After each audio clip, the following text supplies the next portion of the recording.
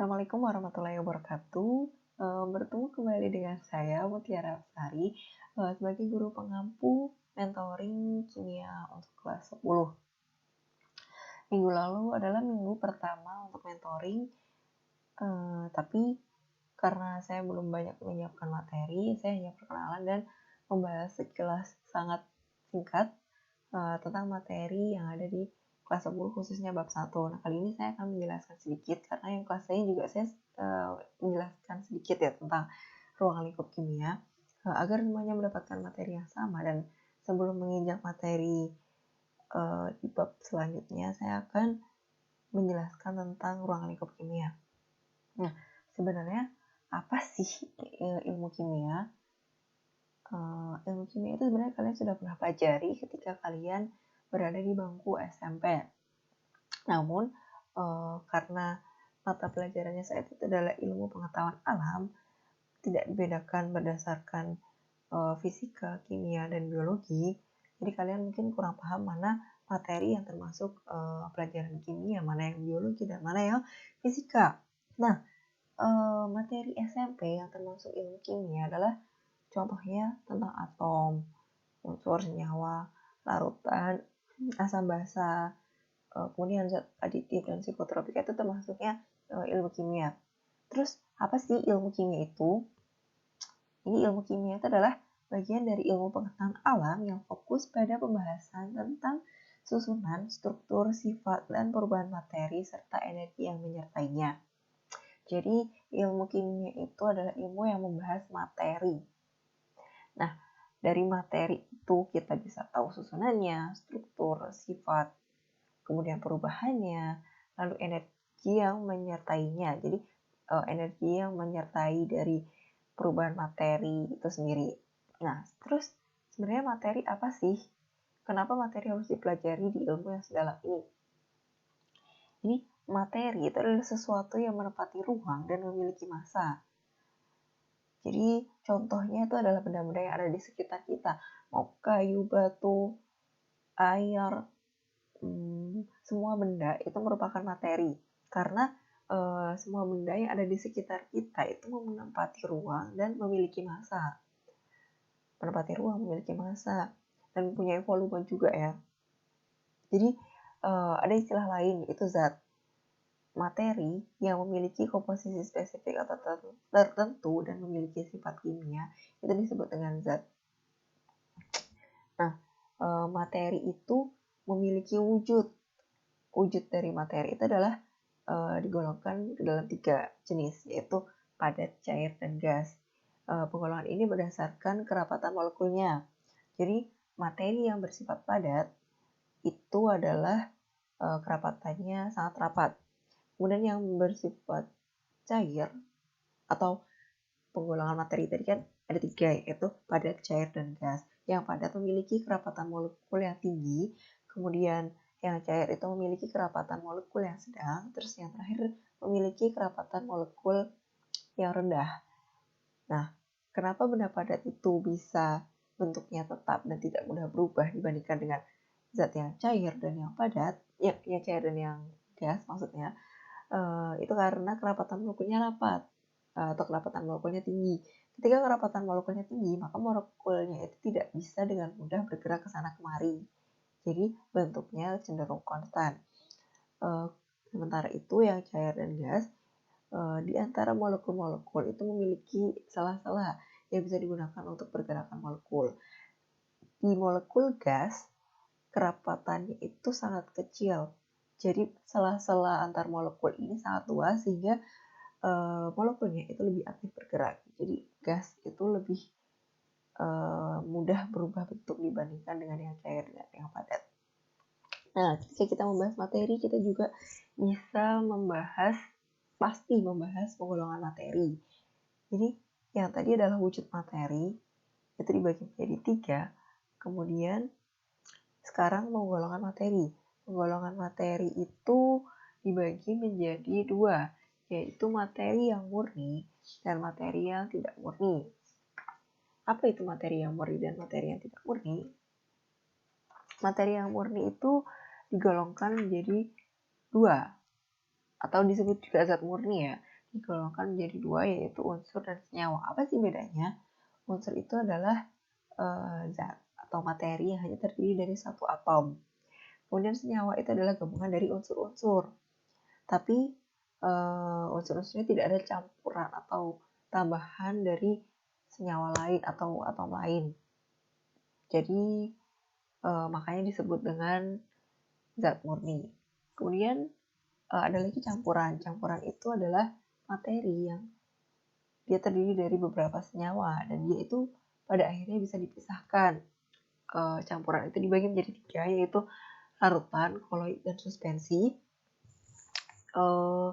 Larutan itu dikatakan homogen karena dia lebih sulit dipisahkan dibandingkan dengan koloid dan suspensi.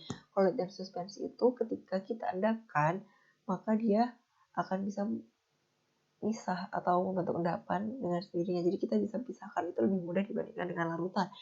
Karena bukan berarti larutan itu tidak bisa dipisahkan. Larutan hanya lebih sulit dipisahkan dibandingkan dengan koloid dan suspensi.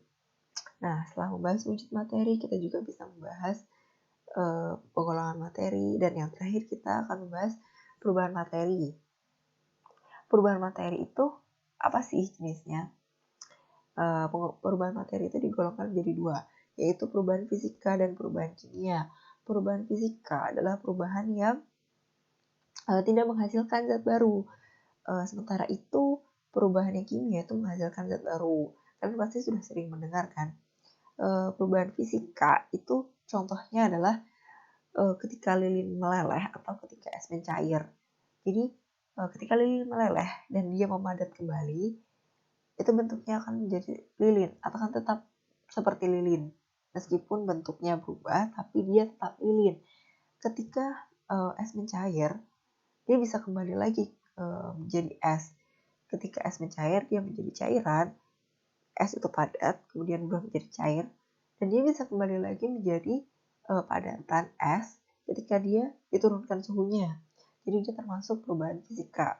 Sementara itu untuk perubahan kimianya atau perubahan yang menghasilkan zat baru, contohnya itu adalah ketika terjadi reaksi pembusukan nasi. Jadi ketika nasi sudah membusuk, dia tidak bisa kembali segar seperti semula dan tidak bisa dimakan. Jadi dia termasuk perubahan kimia. Reaksi fotosintesis juga termasuk perubahan kimia. Jadi reaksi fotosintesis itu perubahan apa? Yaitu perubahan dari karbon dioksida menjadi C6H12O6 atau glukosa yang disimpan sebagai cadangan makanan. Gitu. Di materi kita sudah bahas wujud materi, pengolahan materi, dan perubahan materi. Selanjutnya di bab 1 itu ada materi atau teori tentang cara menghitung kadar.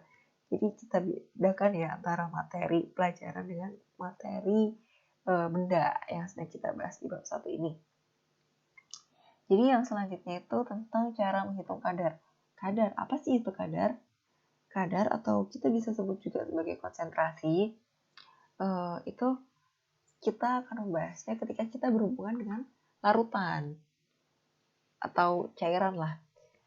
Ketika kita membahas cairan, pasti kita akan menyebut istilah encer dan pekat.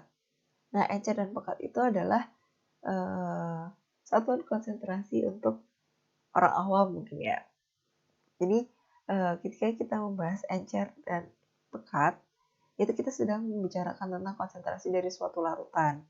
Nah, ketika kita belajar ilmu kimia, konsentrasi itu ada satuannya. Nah, konsentrasi ada satuannya yang dibahas di bab ini adalah kadar. Kadar itu satuannya persen. Ketika kita belajar kadar, kita akan belajar cara menghitung persen massa, persen volume, berat per juta massa, dan berat per juta volume. Jadi, keempat-empatnya itu adalah satuan konsentrasi. Persen massa dan persen volume itu satuannya persen. BPJ massa dan BPJ volume itu biasa kita kenal dengan istilah ppm atau part per million juga dalam bahasa Inggrisnya. Itu juga satuan konsentrasi. Nah, persen massa bisa kita hitung dengan rumus yaitu massa zat A dibagi massa campuran dikali 100%. Kemudian persen volumenya bisa kita hitung dengan membagi antara volume zat A dengan volume campuran dikali 100%. Sementara itu berat per juta massa itu kita hitung dengan cara membagi antara massa zat A dengan massa campuran dikali 10 pangkat 6. Kenapa tidak dikali 100%? Karena dari namanya saja yaitu berat per juta. Juta itu kan 10 pangkat 6, makanya ketika kita menghitung BPJ massa zat A atau BPJ volume itu kita harus mengalihkan 10 pangkat 6 karena berat per juta, yaitu berat suatu senyawa dalam sepersejutanya lah. Tuh. Di halaman 15 di buku kalian itu ada contoh soal bagaimana cara menghitung kadar gula dalam pelarut air. Jadi ketika diketahui ada 10 gram gula yang dilarutkan dalam 250 gram air, kita bisa menghitung kadarnya dengan cara massa gula dibagi dengan massa campuran dikali 100%. Massa gulanya pasti 10. Nah, massa campurannya itu adalah penjumlahan antara massa gula dengan massa pelarutnya. Karena massa gulanya 10 dan massa pelarutnya itu 250, maka cara menghitungnya adalah 10 per 10 tambah 250 dikali 100%, hasilnya 3,85%. Nah, tentang kadar bisa kalian baca sendiri dan rumusnya pun bisa langsung kalian lihat di buku. Lanjut tentang materi metode ilmiah dan keselamatan kerja. Jadi ketika kita membahas kimia, itu kita juga tidak akan lepas dari metode ilmiah dan keselamatan kerja. Karena ketika berurusan dengan kimia, pasti kita sedikit banyak akan melakukan percobaan atau penelitian. Nah, metode ilmiah ini sebenarnya akan lebih dibahas di mata pelajaran kimia riset. Jadi di metode ilmiah itu akan dijelaskan bagaimana cara pendekatan yang dapat kalian lakukan untuk membuat sebuah judul penelitian. Bagaimana kita mengetahui suatu fenomena yang bermasalah, terus kita mencari solusi yang sudah pernah ada, apa kelemahan solusi yang pernah ada, kemudian kita mencari solusi baru yang lebih unggul dalam satu sisi atau di banyak sisi dibandingkan dengan teori yang sebelumnya. Kemudian bagaimana kita melakukan penelitiannya atau metodenya, eksperimennya itu seperti apa, sampai akhirnya kita memperoleh data dan kita menuliskannya dalam suatu karya ilmiah. Itu dibahas di subbab metode ilmiah dan lebih ke kimia riset. Nah, kemudian untuk keselamatan kerja, kenapa kita harus belajar keselamatan kerja juga? Karena seperti yang sudah saya jelaskan tadi, pelajaran kimia itu kita banyak kerja di laboratorium. Nah, di laboratorium itu terdapat peralatan gelas yang fungsinya itu berbeda-beda dan cara pemakaiannya pun juga berbeda-beda. Jadi di keselamatan kerja kita itu belajar bagaimana cara memperlakukan peralatan dan bahan-bahan kimia yang ada di laboratorium sehingga kita bisa bekerja dengan selamat. Maksudnya kita tidak mendapatkan efek samping dari pemakaian alat dan bahan yang ada di laboratorium kimia itu. Karena seperti yang kita ketahui juga bahan-bahan kimia itu kan tidak semuanya aman. Jadi ada bahan-bahan kimia berbahaya yang membutuhkan perlakuan khusus agar kita aman ketika menggunakan itu. Seperti misalnya zat A tidak boleh disatukan dengan zat B karena dia akan meledak ketika didekatkan, atau mungkin zat A tidak bisa terkena cahaya matahari, zat A harus ditaruh di tempat yang gelap. Itu kita pelajari semua di sebuah keselamatan kerja. Nanti kalian bisa cari materinya di internet karena itu udah banyak sekali. Jadi saya hanya akan membahas singkatnya. Saya rasa Pak Aji juga sudah membuat atau mengirimkan PPT-nya ke kalian ya. Entah kalian sudah mempelajarinya atau belum gitu. Nah, yang terakhir saya akan membahas contoh soal halaman 27 nomor 20. Jadi nomor 20 itu ada soal mengenai ini bacaannya yaitu Ardi melakukan percobaan di laboratorium menggunakan 100 gram gula 10%. Kemudian guru memintanya untuk mengubah kadar gula tersebut menjadi 20%. Jadi Adi tuh harus ngapain sih agar dia bisa membuat larutan yang tadi yaitu 10% jadi 20%. Nah, bisa kalian lihat di buku, itu ada pilihan A, B, C, D, dan E. Kita pilih dulu pilihan yang paling tidak rasional atau paling jelas salahnya. Yang mana? Yang paling jelas salahnya itu adalah yang B dan E. Kenapa yang B dan E itu jelas salahnya? Karena konsentrasi awal yang kita punya itu adalah 10% dan konsentrasi yang kita akan buat yaitu 20%. Nah, konsentrasi 10% dan 20% itu kan lebih besar 20%. Artinya, senyawa yang kedua yang akan kita buat atau yang akan dibuat oleh Ardi itu lebih pekat dibandingkan dengan senyawa yang pertama, gula yang pertama yaitu 10%. Ketika kita ingin membuat larutan yang lebih pekat, tidak mungkin dilakukan dengan cara mengencerkan larutan gula hingga mendapatkan kadar sebesar 20%. Jadi yang B jelas salah. Nah, sekarang yang E. Kenapa yang E salah? Karena kita akan membuat larutan yang lebih pekat. Ketika larutan yang kita buat lebih pekat, berarti jumlah senyawa atau massa dari senyawa gula yang kita pakai itu juga harusnya lebih banyak. Nah, ketika di sini pilihannya itu menjadi setengah kali massa larutan gula 10%, itu jelas tidak mungkin karena ketika kita mengurangi berarti artinya kita mengencerkan senyawa itu. Jadi yang B dan E itu tidak mungkin, tinggal A, C, dan D. Yang A dan D itu tidak mungkin karena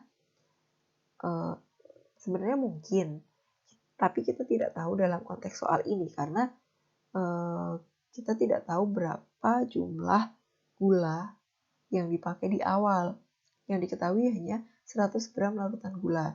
Kita tidak tahu gula yang diperoleh pertama itu berapa. Yang digunakan pertama itu bisa jadi 25 gram gula dan 75 gram air.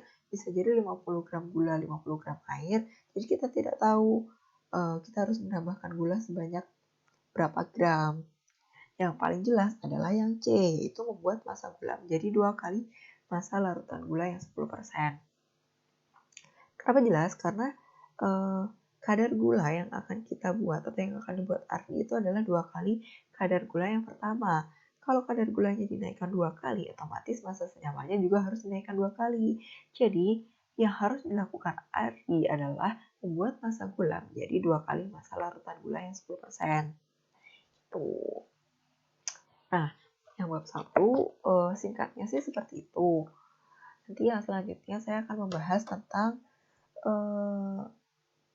contoh soal UTBK yang bab atom. Gitu. Jadi yang di bab 1 itu kebetulan saya lihat tidak ada di daftar soal UTBK yang tahun dekat-dekat ini ya, tahun lalu dan tahun ini gitu. Jadi saya akan nanti membahas soal UTBK yang bab 2 yaitu tentang atom, struktur atom dan sistem periodik unsur. Tuh. Untuk video yang sekarang saya akhiri sampai di sini. Terima kasih. Wassalamualaikum warahmatullahi wabarakatuh.